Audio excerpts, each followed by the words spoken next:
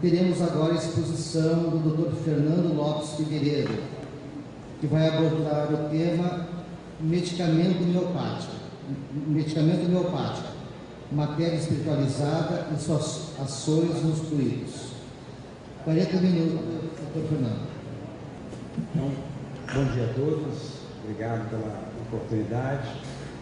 Nós já vimos que a filosofia homeopática e a relação dela com o espiritismo está bem fortalecida, está bem evidente, e eu sou médico homeopata também do SUS, na cidade de Vassouras, no interior do estado do Rio, e não sei se por coincidência ou não, 90% dos pacientes são espíritas, né?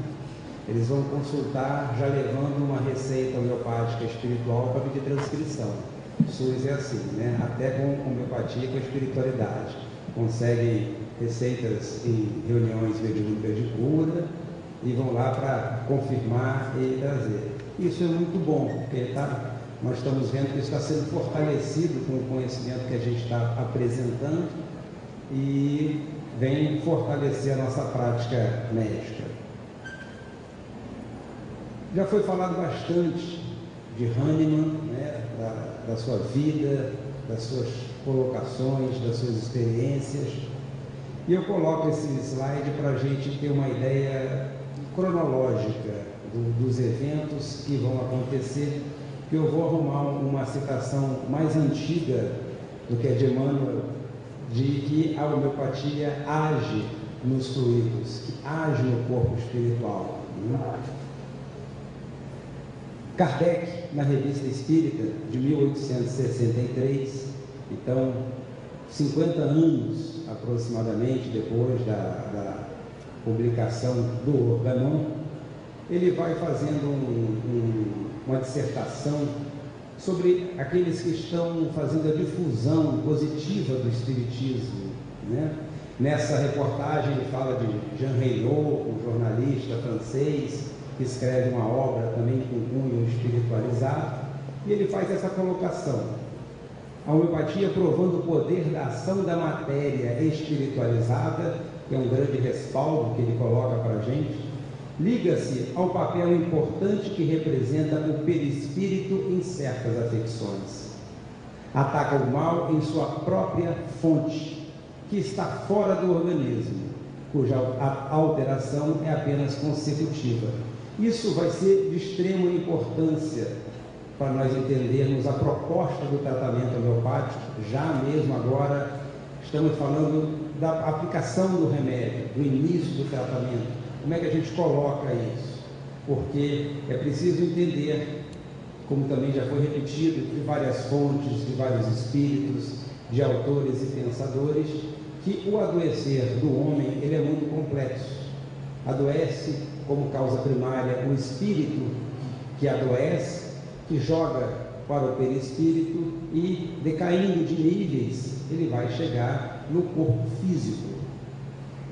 Também na Revista Espírita tem uma dissertação, ela é bem maior do que isso, vou botar algumas partes, mas é como se desse para a gente a fisiopatologia desse funcionamento do adoecer em relação ao corpo espiritual, e que o espírito do Dr. Morel Lavally, que foi um médico francês, ele dá essa comunicação a Kardec lá na Sociedade Parisiense de Estudos Espíritas, apenas 2 anos após o seu desencarne.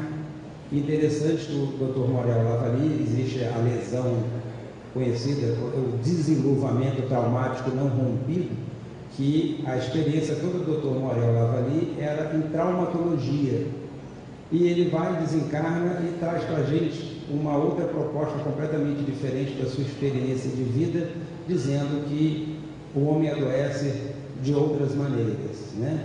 Então, o que é o homem? Um composto de 3 princípios essenciais: espírito, perispírito e corpo.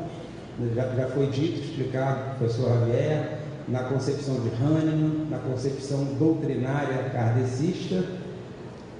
E se temos 3 princípios, um reage sobre o outro, né? A gente sabe que o perispírito é o intermediário do espírito, e a seguir vai ter saúde ou doença conforme a harmonia ou desarmonia.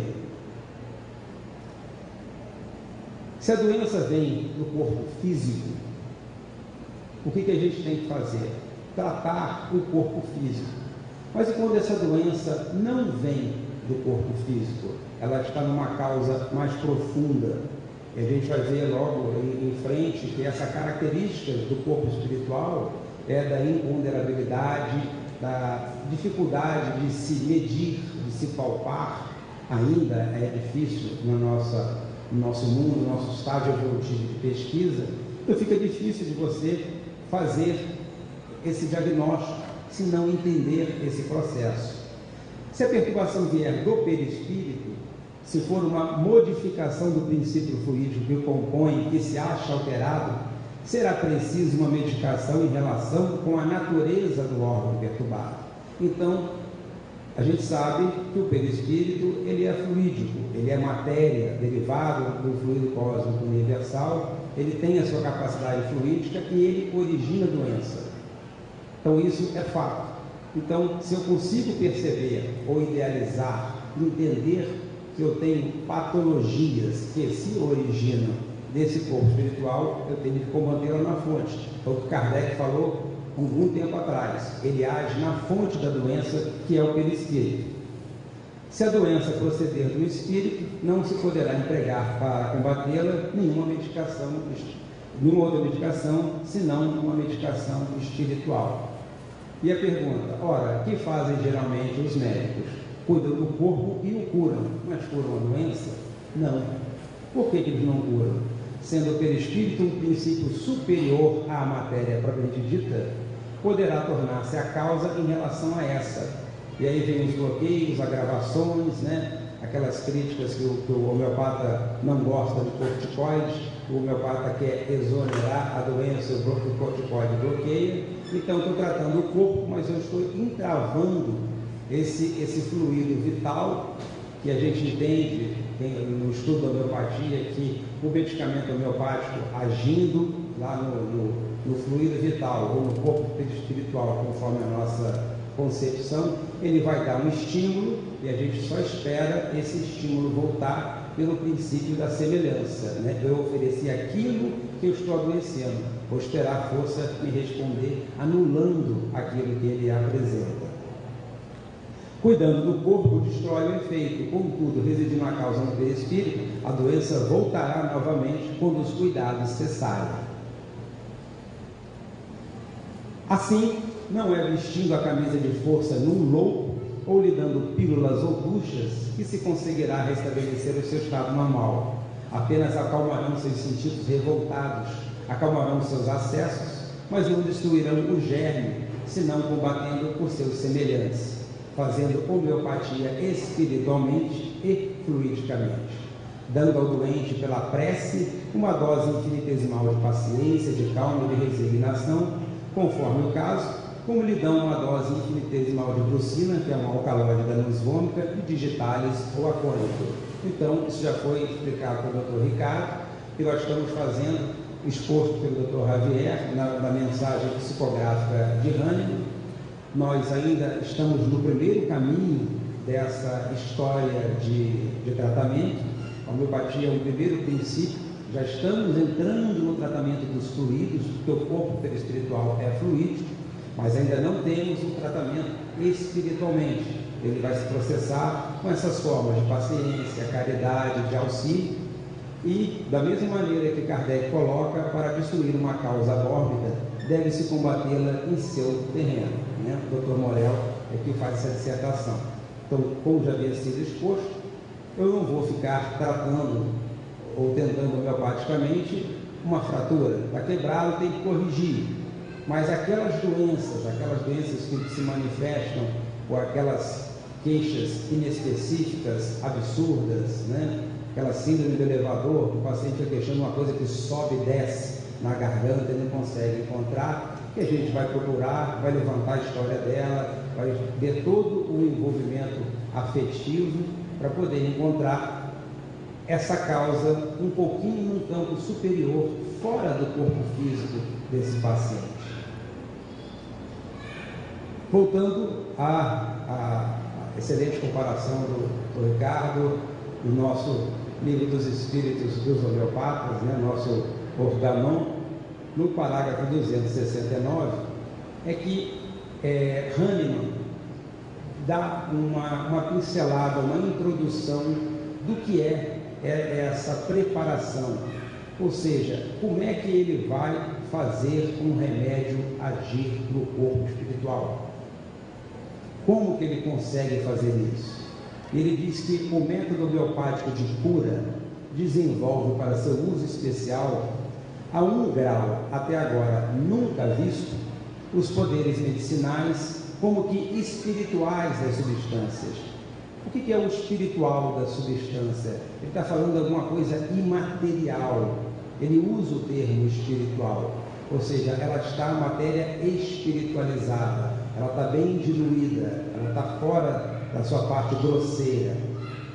De substâncias cruas, mediante um processo que lhe é peculiar e que até agora jamais foi tentado, somente pelo qual eles todos se tornam imensurável e penetrantemente eficazes, né? Ele faz uma referência no asterisco aí, é um adendo explicando o atrito, atritando substâncias que você conseguir calor.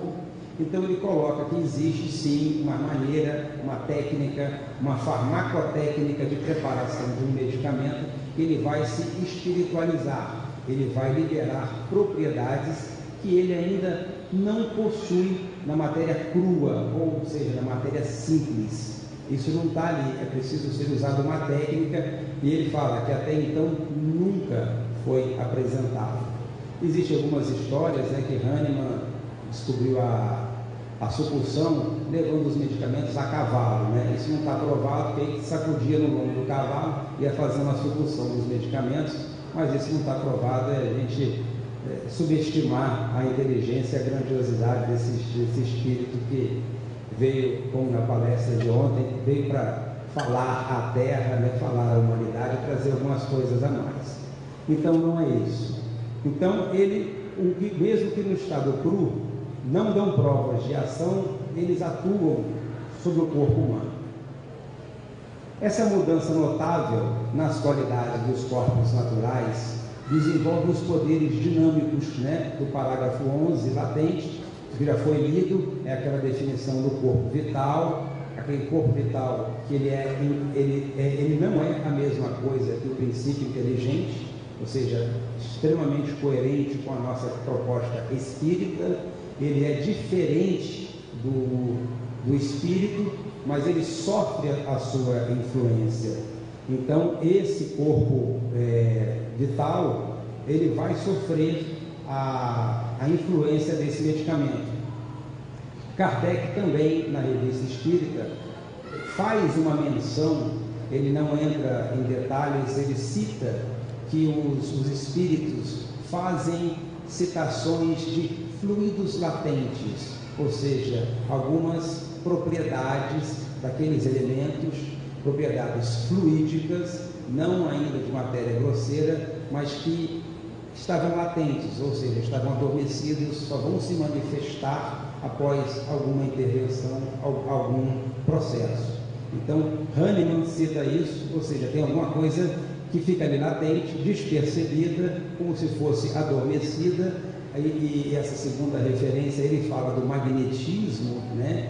Que a gente sabe que, por exemplo, o âmbar é uma fonte primária de magnetismo, mas precisa ser atritado. Então são substâncias que, após agir sobre ela de alguma maneira, de alguma técnica, elas podem produzir propriedades imateriais, diferentes, não visualizadas, não palpadas, mas percebidas. Essas possibilidades afetam o princípio vital e alteram o estar da vida animal. Isso se obtém por ação mecânica nas suas menores partículas, esfregando e sacudindo, com o acréscimo de uma substância indiferente, seca ou líquida, separam-se uma da outra. Então isso já está entrando mais na farmacotécnica, na parte técnica da preparação do medicamento. Mas aí que a gente está vendo a grandiosidade do raciocínio de Hahnemann. ele sabe que há alguma coisa fora do corpo, que essa alguma coisa fora do corpo age, que eu tenho nas substâncias, mesmo aquelas, igual ele usava, os minerais, que elas têm capacidades de atuação nesse corpo, e ele propõe uma técnica para poder liberar essa ação sobre a força vital. Esse processo chama-se dinamização, que é o desenvolvimento do poder medicinal, e os produtos são dinamizações ou potências em graus diversos, né? A dinamização através sempre do processo de diluição e sucção, que é o nome dado a essa agitação que é feita. E antes de entrar na parte técnica, mostrar de novo como que a homeopatia ela está assim extremamente afinizada com o espiritismo. Lá na Gênesis, no capítulo 14, o perispírito, ou corpo fluídico dos espíritos, é um dos mais importantes produtos do fluido cósmico. É uma condensação desse fluido em torno de um foco de inteligência ou alma. Isso já havia sido citado. Isso faz parte de uma concepção vitalista, né? Ou seja, temos uma força imaterial, inteligente, em que condensa sobre ela a energia. Já vimos que também o corpo carnal tem o seu princípio de origem nesse mesmo fluido, condensado e transformado em matéria tangível, pela dissertação do Dr. Morel Lavali. Está exatamente confirmado, a Gênesis está falando a mesma coisa, porque eu jogo no corpo físico alguma coisa que esse corpo trouxe, porque eles são da mesma constituição, são da mesma matéria, fluido cósmico universal primário. No perispírito, a transformação molecular se opera diferentemente, porquanto o fluido conserva sua imponderabilidade e suas qualidades etéreas. Lembra que lá no parágrafo, Hahnemann diz que o remédio torna-se altamente penetrante. E a gente sabe que uma das propriedades do perispírito é essa capacidade de penetrar, de envolver, né? De estar presente em tudo. Olha que há uma coincidência na técnica de preparo do remédio para essa ação aonde ele quer atuar, nesse corpo perispiritual. O corpo perispírito e o corpo perispírito e o corpo carnal têm pois origem no mesmo elemento primitivo. Ambos são matéria, ainda que em dois estados diferentes. Então, o raciocínio farmacológico de Hahnemann está corroborado pela informação dos espíritos que trazem essa explicação da constituição do corpo físico. E aí vem, matemática, farmacologicamente falando, essa grande originalidade de Hahnemann. Como que ele consegue elaborar um medicamento que vai atuar no perispírito? Porque nós, acredito que todo mundo que acompanhou a primeira parte do seminário entendeu que filosoficamente faz todo o sentido, né, da filosofia homeopática, do tratamento dela, da visão do homem como um todo, da energia e tudo mais. Mas agora a gente está transformando essa filosofia em remédio. Precisamos fazer um remédio que faça isso tudo que eu entendi que acontece. E aí é que Hahnemann se distingue. Ele começou lá na experimentação com a quina, né? E viu que não era aquilo, viu que experimentava a dose na pessoa que estava doente, que havia malefício para ela, que as doses eram tóxicas, e ele experimentava não só o produto vegetal, ele experimentava venenos, substâncias tóxicas, como foi o arsênico, o álcool. Ele estava experimentando tudo isso. E o que ele vê? Drogas no estado bruto, ponderal, eles fazem a gravação, eles criam um problema. Ele vê isso como inconveniente, ele começa a fracionar essa medicação. Então ele está diluindo. E ele dilui segundo uma escala pré-estabelecida que ele determina, né, pela originalidade dele, pela influência espiritual que ele recebe, e ele diz que são 100 agitações. Então é a escala centesimal. Ele vai diluir para 100 e vai bater lá tantas vezes.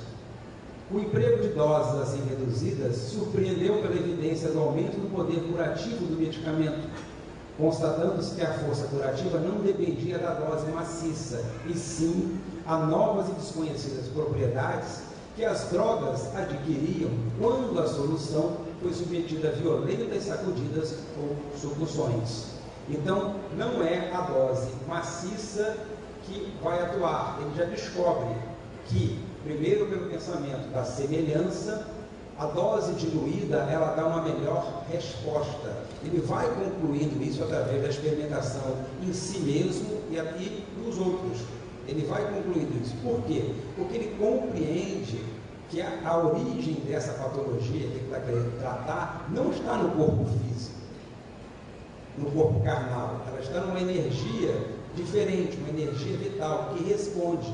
E ele vai concluir que esse fluido vital, essa energia vital, ela responde melhor a doses mais diluídas, mais imponderáveis. Então, se a filosofia homeopática está batendo tudo com o espiritismo, está bem coerente, a gente vê que a fisiopatologia do adoecer, ela faz todo sentido com esse estado trino do homem, né, de espírito, perispírito, matéria. Aí vem um grande problema. Esse é o grande problema da homeopatia. Por que a homeopatia não dá certo? Ou não tem cunho científico, né? Por que a aguinha com fé remédio é? Né? Porque eles querem, numa avaliação científica materialista, eles querem medir, pesar, botar a mão em alguma coisa. Ela tem que ser ponderável. E se eu entendi que Hahnemann pegava os medicamentos, as substâncias, sejam elas quais forem, ia diluindo, se a gente seguir aí, tinha que ter que pedir a consultoria de um farmacêutico homeopático, mas a gente vai chegar lá na 10ª vez que eu diluir e sacudir, na 12ª, eu já não tenho matéria. Por quê? A diluição, na expressão matemática da 12CH, da centesimal hahnemanniana, ou seja, 12 vezes eu já tirei um pedacinho de uma, botei em 99 da outra, sacudi, tirei mais um pouquinho, uma parte de uma, coloquei em outra, eu estou fazendo isso 12 vezes e sacudindo. A diluição matemática desse solvente, desse líquido, ela está em 10 a menos 24. E a gente, que todo mundo estudou química aí, lembra do número de Avogadro, que é 6,02 vezes 10 a 23. Eu já estou em menos 23. Então eu andei com a vírgula para o outro lado. Eu estou num estado em que é imaterial, é imponderável. Não tem matéria nesse solvente que eu já diluí todas as vezes. Se não tem matéria, não é remédio. E aí vira o grande problema da homeopatia. Como é que pode uma coisa que não tem nada curar? Né? Só que os vários cirurgiões já abriram, né? Desde lá das trepanações lá que abriram, e também não acharam o corpo espiritual nas trepanações. Não acharam o espírito malvado e doente, ele não estava lá dentro. E porque só que eu não achei molécula da substância, eu também vou dizer que ele não tem ação. Então esse é hoje o grande problema da homeopatia, que ela não pode ter efeito porque ela não tem substância, ela é imponderável, então não tem matéria. E aí vamos fazer o seguinte questionamento: se não tem molécula, não está no solvente, e a gente sabe que a homeopatia dá efeito, certo? Pelo menos nós aqui aceitamos isso. Ela tem efeito. O que está passando para nós, pacientes, que faz o efeito? Se não está na substância, eu já sei que não tem substância lá dentro. Eu excedi o mol, lá o número de advogado, não tem mais nem átomo, nem molécula, nem partícula em uma substância dele, não tem. Então, aonde que está esse poder curativo? Aí já deixa uma dica ali, né, que é um H2O. E a gente faz um tributo a esse cientista, Dr. Jacques Benveniste, um imunologista francês. Esse homem, esse médico, em 1988, ele faz um estudo, publica um estudo em que ele faz ultradiluições de anticorpos, de substâncias, e ele vê que os basófilos se alteram com essa ação. E ele publica isso na revista Nature, alardeia-se a possibilidade de confirmação do efeito da homeopatia, e no mesmo ano sai um editorial nessa mesma revista com esse título que a gente está lendo, When to Believe the Unbelievable, né? Como acreditar no inacreditável, em que o editorial da revista Nature diz aos leitores: olha, ninguém tem obrigação de acreditar nisso, isso não está provado, nós vamos botar pesquisadores por fora, independentes, vamos tentar replicar isso, vamos fazer, não estamos aceitando o rigor que o Dr. Benveniste colocou. Desse experimento dele é que sai o conceito de memória da água, né, de substâncias que são criadas na água, que ficam ali para poder transferir isso. E a gente, na técnica homeopática, esse líquido lá no final, esse líquido que não tem matéria, é que a gente vai impregnar os glóbulozinhos para ter a nossa ação. Parece que já tem uma sinalização disso, porque ele consegue ver que as outras diluições, ou seja, as altas diluições, têm efeito biológico.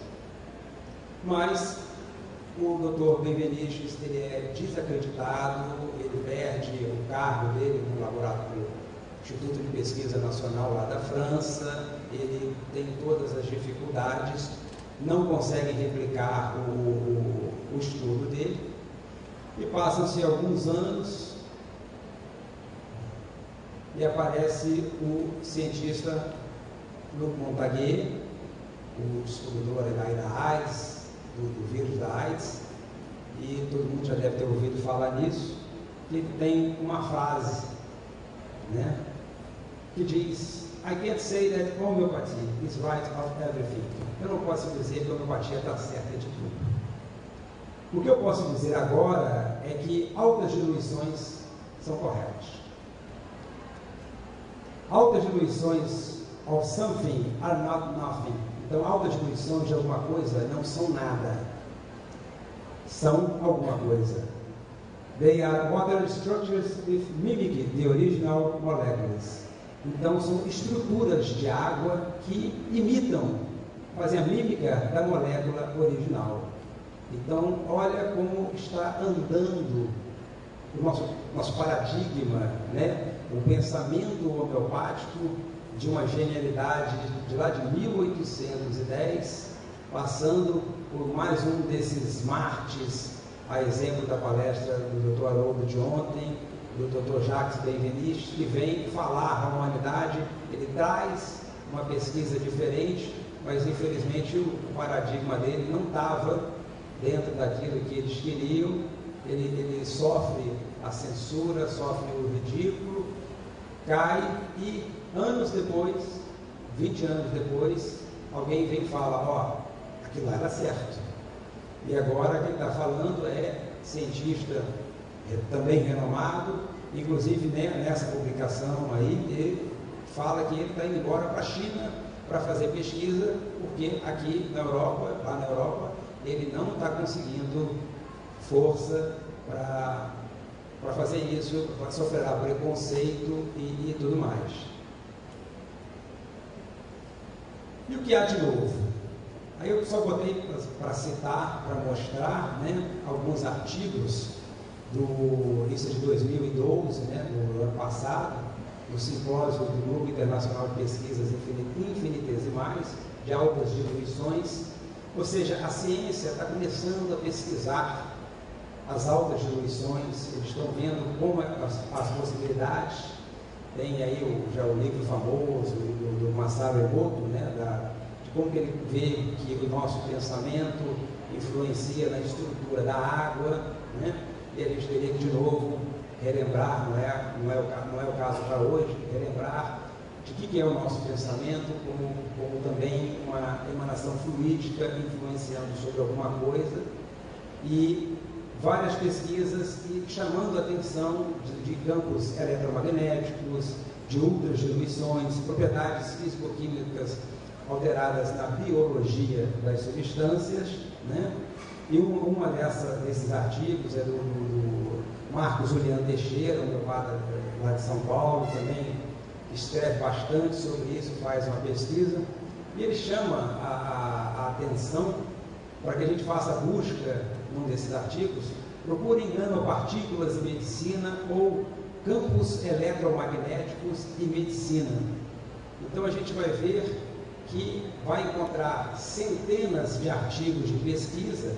É claro que eles vão saindo pela porta do lado para sair da religiosidade e manter dentro do paradigma dele de pesquisas, mas olha de novo as palavras que a gente está olhando lá: magnetismo, né? Hahnemann estudava Mesmer, os campos magnéticos fazem influência no corpo perispiritual.